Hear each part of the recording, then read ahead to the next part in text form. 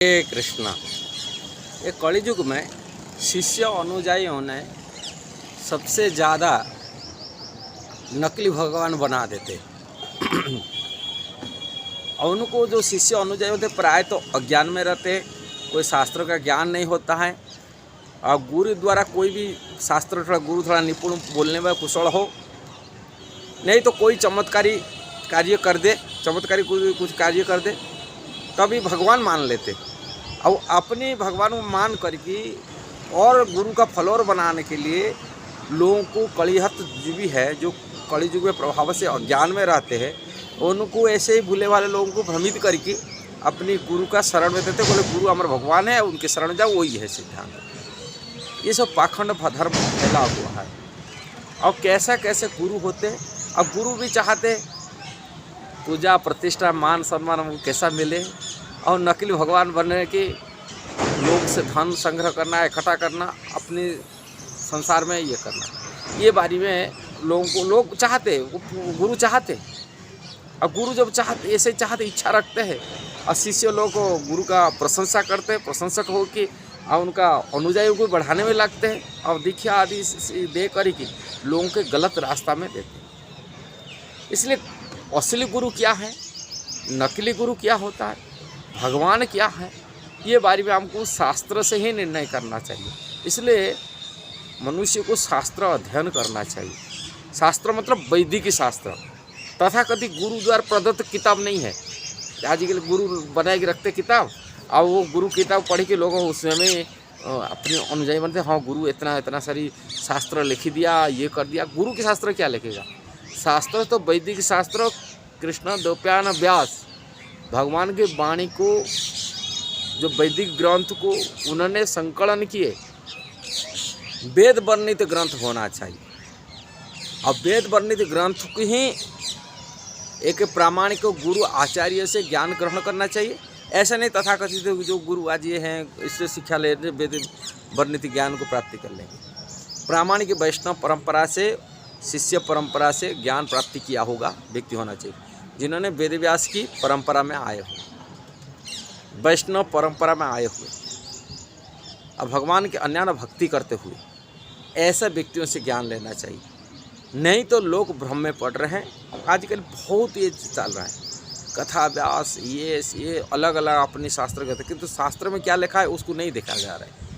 हमेशा यदि कोई व्यक्ति सही सच्चा गुरु ग्रहण करना, कि भगवान के बारे में सच्चा ज्ञान लेना है, शास्त्र को देखना चाहिए। शास्त्र को निराधार नहीं करना चाहिए, शास्त्र को काटना नहीं चाहिए। शास्त्र पढ़ के वेद व्यास द्वारा वर्णित वैदिक शास्त्र ग्रंथ को अध्ययन करके हम निर्णय करना चाहिए कौन भगवान है, कौन गुरु है, कौन सच्चा सही मार्ग है। ये रास्ता को खोद जो प्रयास नहीं करेगा वो भ्रमित में रहेगा।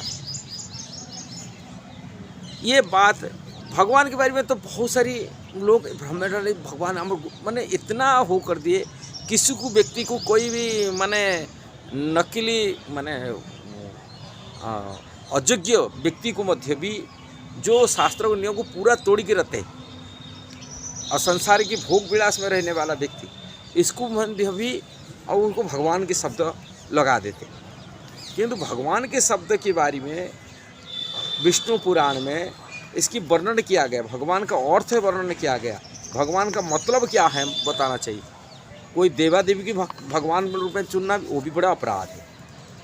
ऐसे ही दक्षिण भारत जाएंगे, साईं बाबा को भगवान मान की पूजा कर रहे, जैसा ही यहाँ जाएंगे खट्टू श्याम को भगवान मान की सेवा कर रहे, ये बापू ये बाबा ये सब भगवान बनाए दे रहे। ऐसा ये जगत गुरु भगवान बनाए दिए। इसी प्रकार की जो चल रहा है ये पाखंड विद्या, इससे हमको बचना पड़ेगा। जब तक नहीं बचेंगे तब तक हमको जीवन की कल्याण असली नहीं कर सकते। विष्णु पुराण में भगवान के बारे में पराशर मुनि समझाए, भगवान के मतलब क्या है। भगवान के मतलब है ऐश्वर्य से समग्र से विजय से जस्य श्रेय ज्ञान वैराग्य शैव सोषणा भग इति गण। ये 6 ऐश्वर्य होता है जो पूर्ण पुरुषोत्तम भगवान के पास होता है और किसी के पास नहीं होता।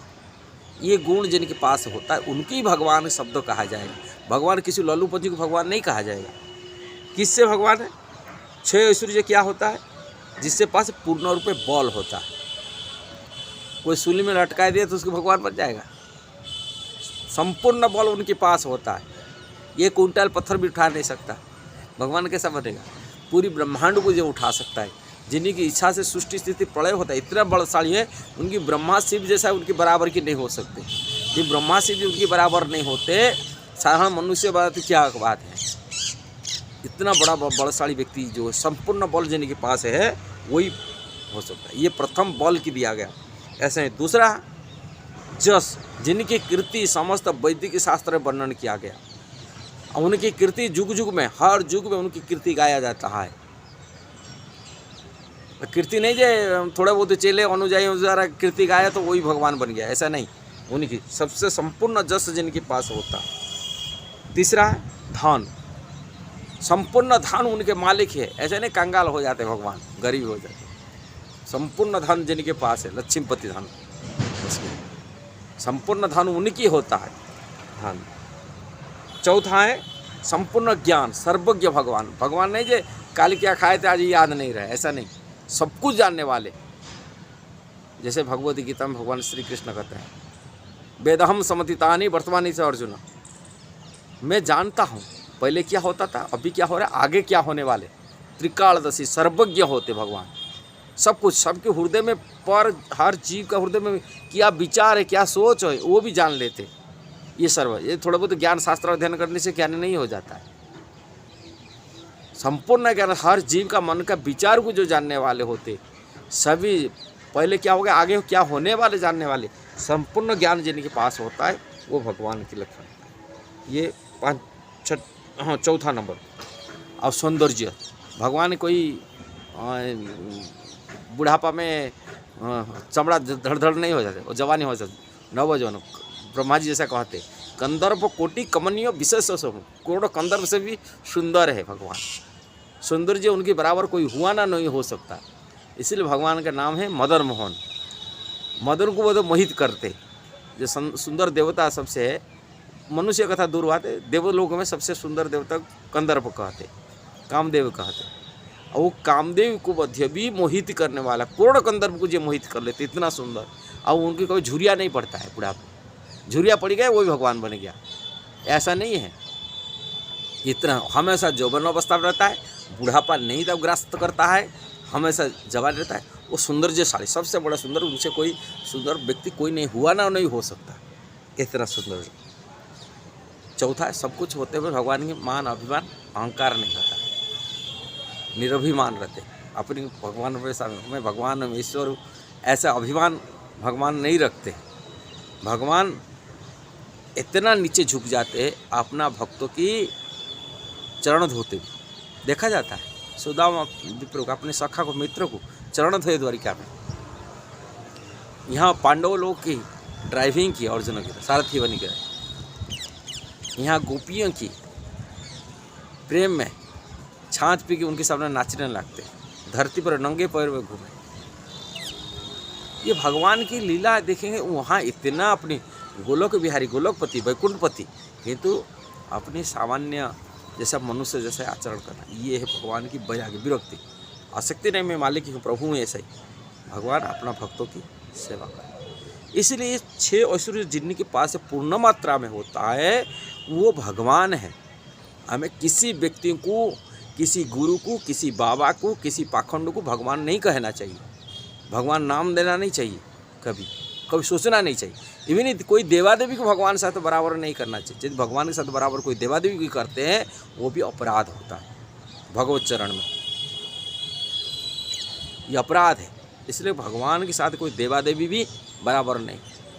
इसलिए इस चीज़ को, हमको इस सिद्धांत बात को शास्त्र से पढ़ने से जानकारी मिलता है। जो शास्त्र पढ़ेंगे, शास्त्र है निर्णायक है, मेरा मत नहीं कि कोई साधु गुरु का मत नहीं, किसी के मत होता, शास्त्र के मत। शास्त्र में क्या लिखा गया हमको जानकारी करना चाहिए, तभी किसको भगवान, ऐसे भगवान तो कहा नहीं जा सकता, ये बाबा, ये गुरु, ये खट्टू श्याम की, साई बाबा की, ये जगत गुरु, ये सब पाखंड है। कोई भगवान मतलब नहीं। इसलिए आजकल चेला अनुयायी सब गुरु को भगवान बना दे।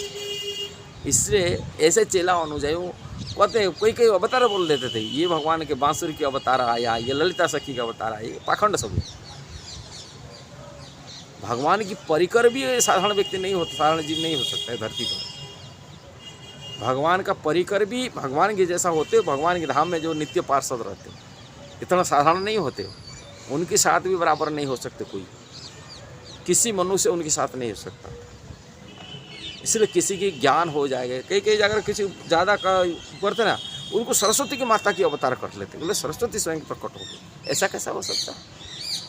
सरस्वती माता भगवान की वाणी की, उनकी शक्ति आह्लाद ने उनकी प्रिया है, ऐसा शक्ति भगवान की, ऐसा ही साधारण जीव हो जाएगा सरस्वती वाणी की? ऐसा नहीं है। किसी देवादेवी साथ तुलना भी करना भी बहुत है, कारण देवादेवी भी वो साधारण नहीं होते।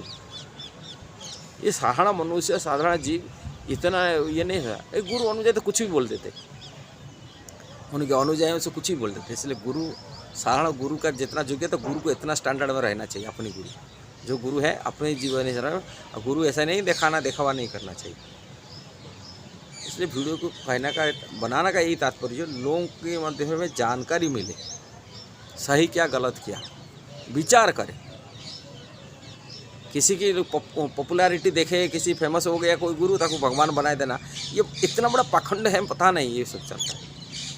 इसलिए शिष्य अनुयायी सबसे बड़ा घातक बनते हैं वो गुरु के लिए। अब गुरु भी पाखंड है, वो अपने की पूजा प्रतिष्ठा के लिए गुरु शिष्य को सही शिक्षा नहीं दे रहे। बता देना चाहिए हमारी योग्यता क्या है, हम कितना क्वालिफाइड है, ये बात बताना चाहिए। किंतु ये समाज में ऐसे फैलता है, इसलिए बचना चाहिए। समाज को बचाने के लिए, समाज को सही मार्ग मिलने के लिए ये वीडियो बनाने का उद्देश्य है। यदि आपको सही लगा जरूर इसको शेयर करना, सब्सक्राइब करना, लाइक कमेंट करना। हरे कृष्णा।